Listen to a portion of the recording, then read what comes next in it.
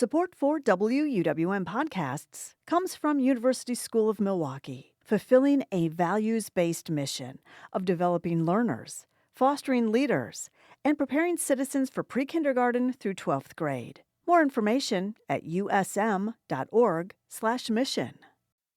You're listening to Lake Effect Spotlight from WUWM, Milwaukee's NPR station.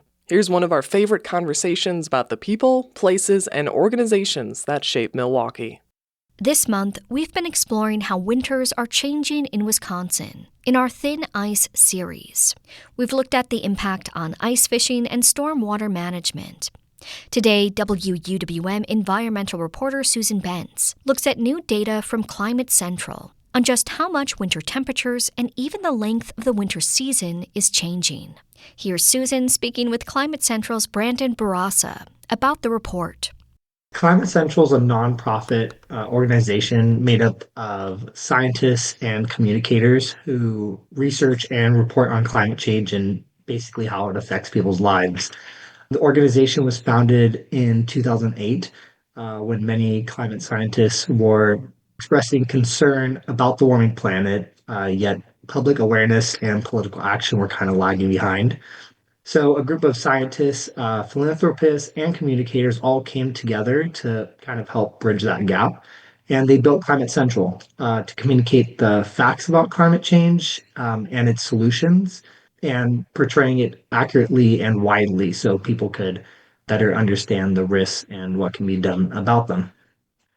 So we've learned, over time that our winters are warming due to climate change. In fact, it's the fastest warming season of the year. Is that a universal truth? I mean, across the globe, is winter the most warming season, or does it depend on where you are in the world? It does depend on where you are in the world, but overall, while the planet is globally warming, that warming is not evenly distributed across the seasons. Winters are warming fastest pretty much across the globe for a number of reasons. One of the major factors is rapid Arctic warming. As sea ice and snow declines, especially in the winter season, darker surfaces like open ocean and land are exposed, and those surfaces absorb more heat and release it back in the atmosphere. This creates this feedback loop where then more snow and ice melt, more dark surfaces exposed, more warming. That is why the Arctic is amplifying so much of that winter warming and why we're seeing it warm the fastest. So that would be the central contributor to this trend that the globe is experiencing. Yes. At the same time, rising global temperatures means fewer extreme cold outbreaks and a pretty sharp decline in very cold days. And because winter temperatures often hover around near freezing, even a little bit of warming significantly raise those seasonal averages. So it's more noticeable in the winter season than in summer where it's already very hot. In Climate Central's January 2026 overview, we noted, of course, Milwaukee. Our temperatures here have risen more than 8 degrees over the last 55 years. So are those the same contributors that you're talking about? Is there something about the Great Lakes that is also factoring in? Yeah, so overall, the Arctic is leading that, that global trend. But Milwaukee's warming trend also relates to a similar phenomenon, but more so with the Great Lakes. So as Lake Michigan is freezing over less often and overall ice cover has declined, with more open water exposed in the winter, the lake releases stored heat into the air, especially in early and midwinter. And that added heat moderates these cold snaps like we had just seen recently, and it raises overnight temperatures. So over time, this has kind of contributed to a sharp rise in winter averages, including the January temperatures. So, in Wisconsin, again, what does this warming climate focused right now on winter, and as it officially gets closer to its end, do we see those changes in snow cover and rain, and where is this most evident? It's going to be most evident in you will begin to notice winters getting shorter and more mild, with less consistent snow cover and more winter days above that freezing level. More of the precipitation is going to fall as rain instead of snow, particularly in the late winter and early spring.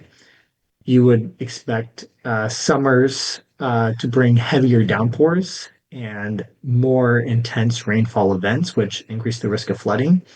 For farmers, their growing season would actually extend due to the warming climate, but it would also at the same time bring greater weather volatility, including like heavy rain, thunderstorms, periods of extreme summer heat that could affect crop production. Also, warm winters allow pests and invasive species to survive and expand northward, which can affect forests and crops. So, those are just kind of some of the ways an area like that could, in a warming climate, what it could look like. Brendan, we're talking on February 18th, and is a few days before this conversation will air. But it was interesting to me. We had some fairly heavy rain last night in Milwaukee, thunder, lightning, all that stuff. And then I noticed on my weather report on my phone, it said clearing skies during the day on the 18th will lead to strong mixing, and thus relative humidities are expected to plummet 15 to 25% with very breezy winds, gusts of up to 40 miles per hour. I was outside, you kind of felt that. And this will lead to an increased concern for fire weather. So it's fascinating that here we are, mid to late-ish February, and, we got this kind of weather conditions going on. Is this, again, our warming climate? Yeah, yeah. So these like wildfires and droughts in the middle of winter are becoming more frequent, not only in the Wisconsin area, but kind of across the country. As we were kind of talking about, the extreme cold is becoming less frequent, so that kind of like raises the floor on what wildfire weather could, kind of grab onto. A good example of this was in California last year, with the Palisades fire in the middle of January, in the middle of winter. Right. And that was caused by essentially a drought that had lasted for several months in the California area. And we can see that in other states as well, as winters get shorter and summer and spring creep into the winter months. It will increase fire weather in a number of different ways, depending on where you are in the country. You talked as we began about the mission and how Climate Central came to be. Are you finding that a wider audience is tuning into the warming winters, the climate impacts, the sort of swings and variability that we're seeing in different ways across the country? Absolutely, yeah. So climate change touches nearly every aspect of society, whether we're actively thinking about it or not. So as impacts become more intense, visible with like social media and personal to people, more people are paying attention. We're seeing growing interest, not just during these extreme major disasters, but also in everyday trends and what they mean for different parts of people's lives.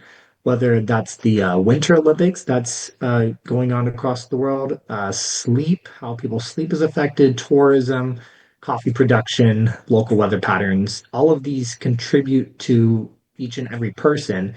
And, people are increasingly connecting the dots between climate change in their own lives, and the work that we're doing kind of helps illuminate how that connection is made.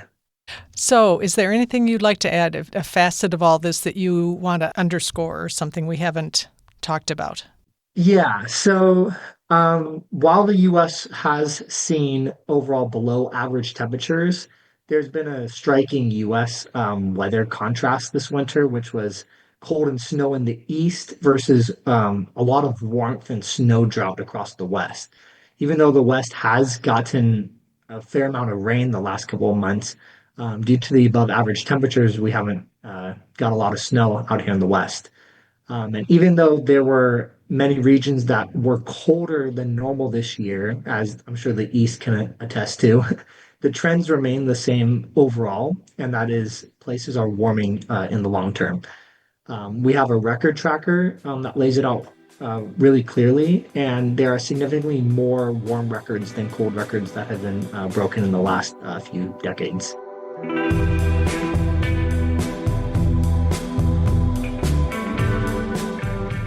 Brandon Barassa is a search technician with Climate Central. He spoke with WUWM's environmental reporter Susan Bence for our series Thin Ice. You can find more stories about the impact of Wisconsin's warming winters at WUWM.com.